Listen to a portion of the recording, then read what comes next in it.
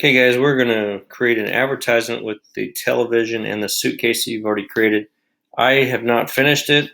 I just kind of whipped something together real quick so you can have an idea of what we're going to do with this. Well, since you created this TV, we're going to create an advertisement, and I'm going to show you just a couple of new tools. For one, you're going to use text. You're going to come in here and say anything that you really want. You can say on sale.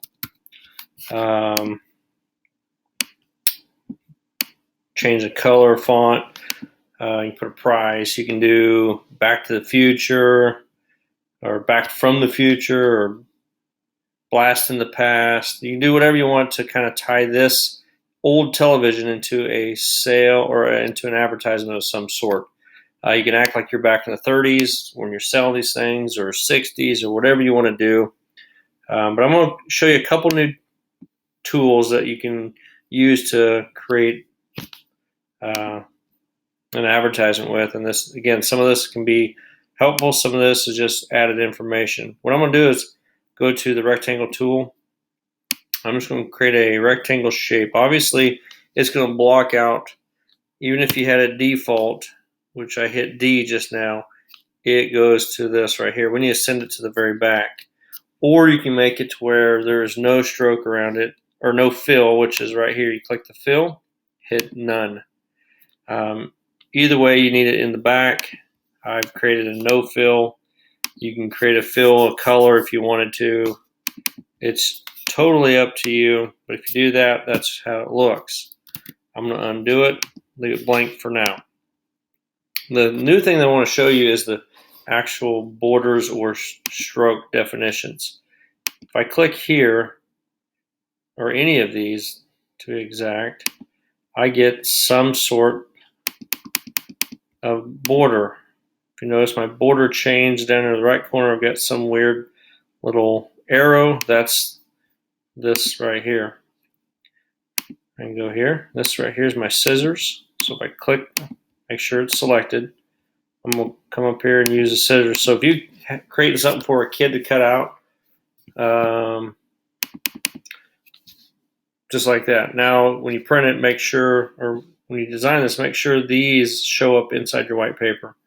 Otherwise, when you create the JPEG or the printout, it will not print out. So you want to bring that in if that was the case. So right now, there's not many choices. If you notice, there's only a few choices here. I want to come to this library, and here's a ton of different choices. You can go to brush, you can go to decorative, you can go to vector pack. You can go to any one of these. Obviously, the borders are, it's designated these for borders, and there's a bunch inside of these. You don't have to have the border only selected for borders. You can come up here to artistic. Let's say I want a calligraphy style border.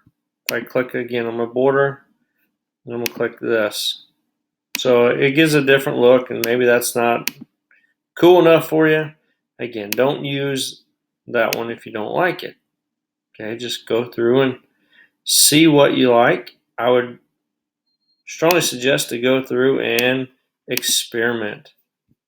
The only way to learn is by experimenting and seeing and choosing.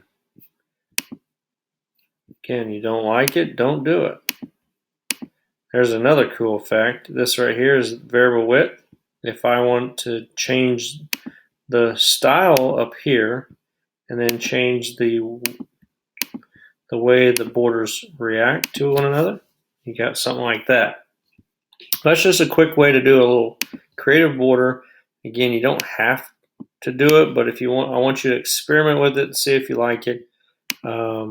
Again, if you want to have color in the background, the only downside of the color is this shows up white. There's nothing wrong with it. If you like it, we like it. If you don't, we don't. Okay, so you can change this to a gradient. So there's lots of different opportunities here. I hope this helps out. Again, you'll do one for the TV and for the suitcase. Thanks for watching.